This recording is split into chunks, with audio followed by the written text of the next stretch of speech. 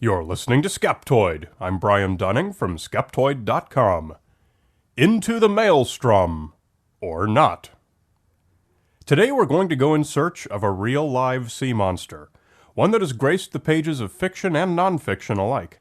The legendary Maelstrom is a whirlpool that eats men and ships alike. Anything that gets caught up in its great funnel is sucked to the depths and crushed forever, never to return to the surface or the light. Does such a mighty beast actually exist somewhere in the world?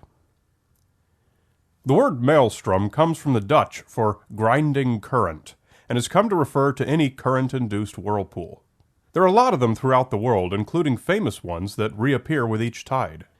Maelstroms first became infamous among the public at large when Edgar Allen Poe wrote his fictional 1841 short story, A Descent into the Maelstrom, in which an ancient mariner recounts his tale of being aboard a ship that was sucked down to its doom. Never shall I forget the sensations of awe, horror, and admiration with which I gazed about me. The boat appeared to be hanging, as if by magic, midway down, upon the interior surface of a funnel, vast in circumference, prodigious in depth, and whose perfectly smooth sides might have been mistaken for ebony, but for the bewildering rapidity with which they spun around, and for the gleaming and ghastly radiance they shot forth, as the rays of the full moon, from that circular rift amid the clouds which I have already described, streamed in a flood of golden glory along the black walls, and far away down into the inmost recesses of the abyss. At first I was much too confused to observe anything accurately.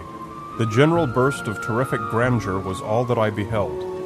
When I recovered myself a little, however, my gaze fell instinctively downward. In this direction I was able to obtain an unobstructed view, from the manner in which the smack hung on the inclined surface of the pool. She was quite upon an even keel, that is to say, her deck lay in a plane parallel with that of the water, but this latter sloped at an angle of more than 45 degrees, so that we seemed to be lying upon our beam ends. I could not help observing, nevertheless, that I had scarcely more difficulty in maintaining my hold and footing in this situation than if we had been upon a dead level, and this, I suppose, was owing to the speed at which we revolved. The story referenced an actual maelstrom in Norway called the Musk Straumann, an area between some islands off the coast where the incoming and outgoing tides collide. Herman Melville referenced the same maelstrom 10 years later in Moby Dick. At its height, the Musk Straumann comprises an area 8 kilometers wide that's peppered with maelstroms up to 50 meters across. Today, tourist boats and airplanes go out there daily to show off the spectacle. Tourists in the Maelstrom? How could that be? Why don't they get sucked down? As you can probably surmise, Poe grossly exaggerated the Musk Straumann. It is not, as the old mariner described, a single near-vertical funnel hundreds of feet across. A maelstrom that large couldn't have enough energy to hold back enough water to form much of a funnel. So let's take a quick look at the science of maelstroms. First of all, we're not going to discuss eddies. An eddy is a current flowing around in a circle. It has no vortex in the center, and it's really just a conventional current where all the water's flowing around at the same speed. Many of the maelstroms you might think you see are just eddies. For example, there was a famous eddy about a half a kilometer across in a Japanese harbor following the 2011 tsunami. It was not a maelstrom. For our purposes today, eddies are not the type of whirlpool we're going to discuss. There are two very different types of whirlpools that are commonly seen in water, and it's important to differentiate between the two. The most common is a suction vortex, seen when you pull the plug in a bathtub or sink. All the water moves toward the drain, and when it collides in the middle, its momentum is converted to angular momentum, and a vortex forms. A vortex is nature's way for an agitated fluid to seek its lowest energy state. We've discussed the physics of vortices before on Skeptoid, but we didn't discuss whether they actually suck you down. They don't, really. This is a huge misconception. The hole in the center of a whirlpool is not the result of water moving downward, but of water moving outward. As it rushes around the vortex, going faster at the center, its momentum tries to carry it in a straight line, away from the center. Centripetal force pushes the water away from the center of the whirlpool. At the surface, where water pressure is least, it's possible for a hole to form. But deeper, as water pressure counteracts the centripetal force, the hole gets smaller, so we end up with a funnel shape. There is no downward current. This is better illustrated by the second type of whirlpool, which is the type of the Maelstrom of legend. Rather than the agitating force being an outward flow through a drain at the bottom, the agitating force is two opposing currents colliding. This is a constant input of energy, which the water must dispel. A vortex is the most efficient way for this to happen. Most maelstroms around the world are of this type, caused by river currents or tidal currents. Depending on a number of factors such as the size of the body of water and the speed of the differential, the vortices might be small or large, many or few. A ship pulling away from a dock might create a lot of little fast vortices, while a tide churning through a large inlet might create one huge slow one. But in none of these whirlpools is there a downward current at the center. The physics of where the water goes just don't work that way. If you were swimming on the surface near one, you would go around and around, but you wouldn't be drawn toward the center. If you swam into the center, you would descend along with the surface to the depth of the funnel, but once at the bottom you would just be spinning like a top. There is nothing pulling you down. There are two effects you've probably observed that don't seem to square with this explanation. First is when you stir a bucket of water that has some sand in it. Notice that all the sand at the bottom collects in the center. You might ask how that could be if water does not flow toward the center of the vortex. When you stir a bucket, you're not creating a vortex. In a vortex, water moves slowest at the outside and fastest at the center.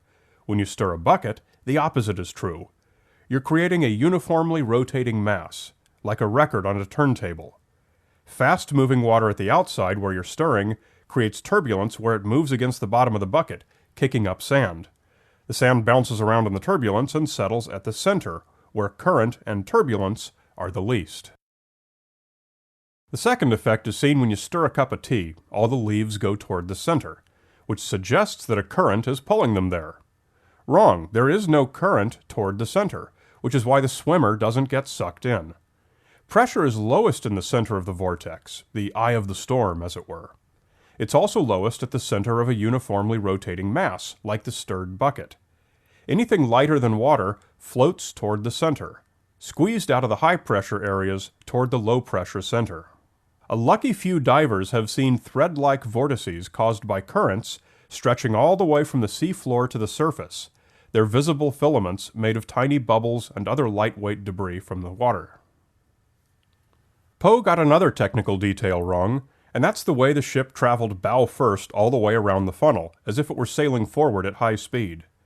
Because fluid in a vortex moves faster at the middle, a boat pointing north would point north all the way around. The physics of a vortex are such that any rigid object placed in it would be held in the same orientation at every point, regardless of how far it is from the center.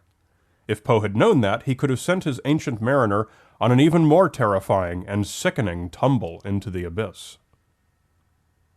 Maelstroms are indeed dangerous to boats, however, but not because of the threat of being sucked underwater. In the most violent maelstroms, currents are strong enough and rotate at a sharp enough angle that small boats can be capsized.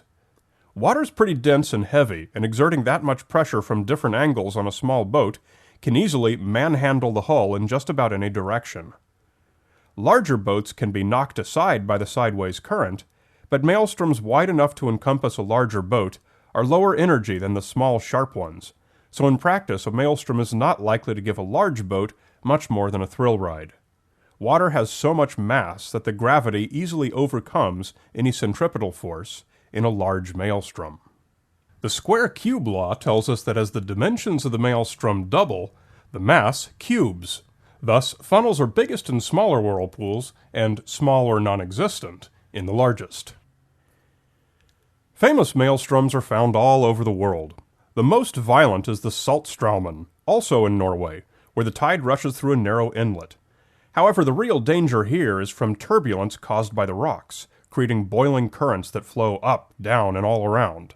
But the maelstroms themselves are scarcely more than a few meters across at their best. Scotland, Canada, Japan, and New Zealand all have their share of famous tidal maelstroms, and none approach the type of monstrosity described by Poe, nor should we expect them to. Let the myth that whirlpools suck things underwater be put to rest. It seems to make sense, and the shape of the funnel makes the suction appear to be obvious, but the science behind the maelstrom shows that it just ain't so. But please don't email me that the Mythbusters tried swimming in one and found the claim to be plausible. They stirred a giant bucket, creating a uniformly rotating mass, not a vortex. And Adam never tried letting go of the tether. If he had, he would have been stuck spinning in the middle at the lowest point and would have struggled, but there simply wasn't any downward current that could have sucked him to the bottom. So swim with a bit more confidence.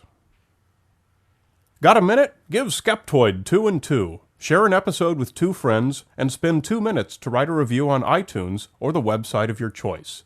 These reviews are increasingly important as independent podcasts like Skeptoid are having to compete against the major networks' commercially produced podcasts. You're listening to Skeptoid, a listener-supported program. I'm Brian Dunning from Skeptoid.com.